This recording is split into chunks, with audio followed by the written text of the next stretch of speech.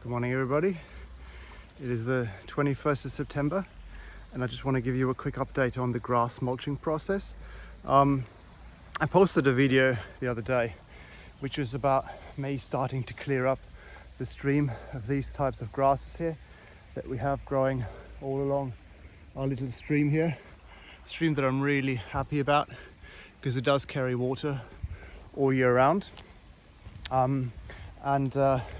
In that video I'm talking about how I'm intending to use it for mulching my beds. So I'm going to shred it down with a wood chipper, and I'm going to use it for the beds, and I'm also going to use it as a makeshift hay for the chicken coop.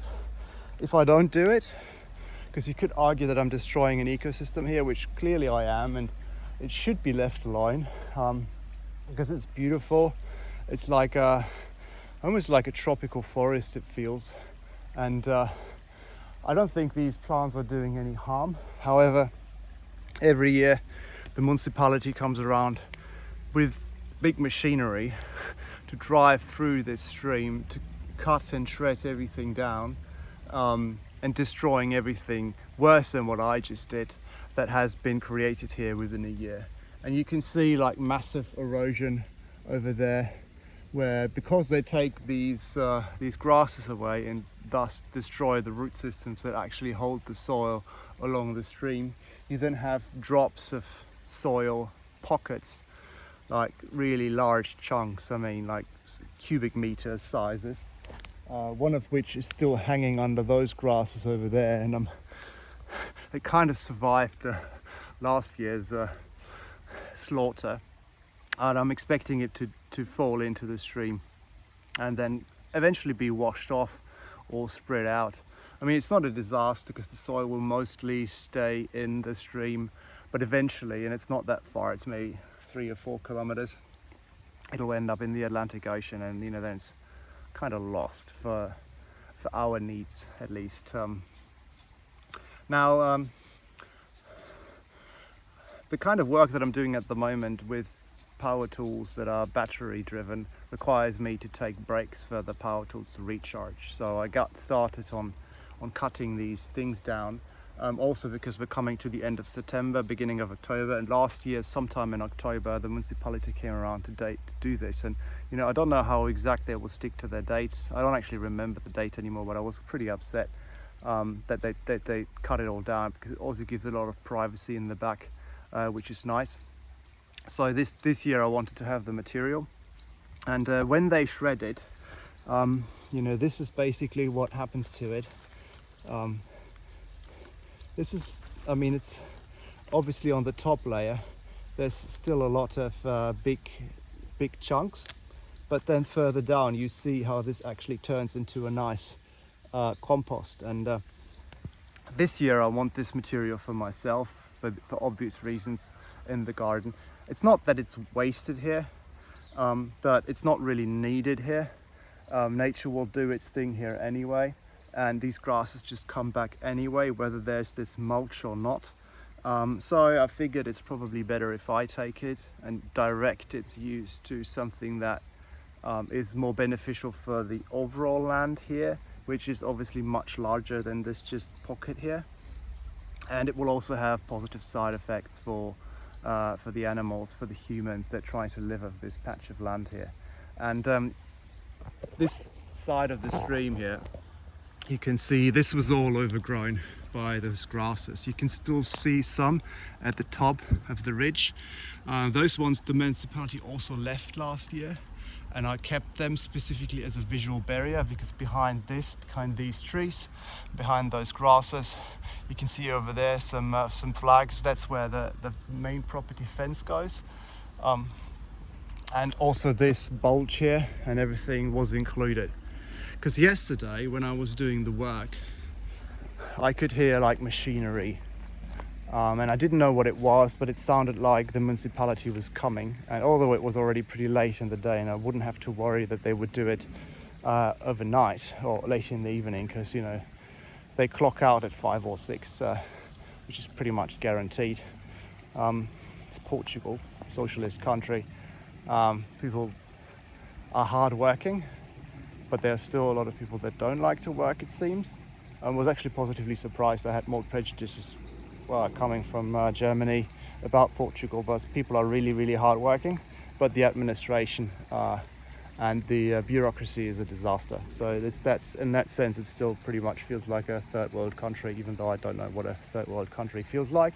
But in order to get appointments at the immigration office, you need to pay a lawyer, and the lawyer needs to bribe someone to get the tickets to get an appointment.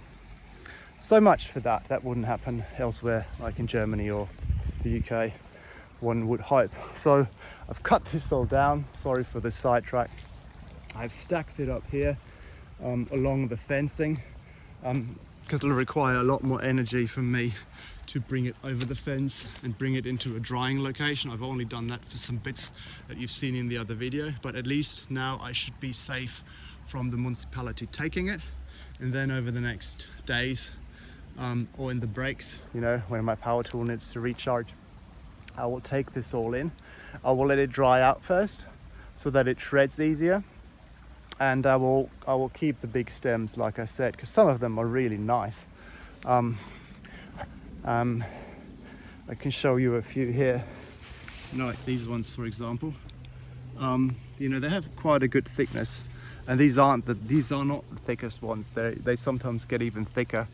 I will be using for some form of construction. And all the small stuff, you know, and the end bits, I cut them off, and then I get all this stuff. That's what I'm going to shred down and use for the garden and for the chickens. So yeah, the grass on the other side is, you know, I won't be going there. First of all, the edge is way too steep to easily access. Things would all eventually drop into the stream. I would need gum boots. I have a pair, but it's leaking, which is not so great either. I probably won't need it, is what I'm thinking. I should have enough with this material, but I don't know yet. But if I really need more, our neighbors here, which are very lovely old Portuguese people, they have a little bit more growing here, and I can take whatever fruits and anything that grows on their land, because they're diabetic. You know, he's like 86 or something, still comes every day, does some work in the garden. So they can't eat it, so they said, you know, come and pick whatever you want. They got some nice figs, they've got grapes, they got plums, a few cherries, a few apricots, a few mandarins and oranges. Not in great condition necessarily, but it's free, we'll take it. We either eat it ourselves, we compost it, or we give it to the chickens in no particular order. Well, in a particular order. Farming joke. There'll be more of those coming in the future. So yeah, when it's all processed, or the process of processing it, I'll give you an update on that. But I think it's great material, and like I said, it doesn't need much. It grows fast, it grows wild, it's free, zero maintenance. You just need to harvest and use it. So I'm expecting that will solve all my problems with regards to garden mulching, and also the amount of you know, soil creation. I need any kind of organic matter on this plot that I can possibly get. Considering that the property technically officially goes all the way to the stream, I'm just claiming this as an input that is from the land that I can consider using for the closed loop system that will eventually get created here. And this part here is a big chunk of what I would need for that, because I don't have vast plains with grassland. So this is, you know, to harvest grass, to make hay, to get grass clippings for the compost or for the chickens or whatever. So this is kind of what I've got and what I'm intending to use for that purpose. So let's see how that goes. I'm pretty sure we'll be talking about it in some future video. Ciao.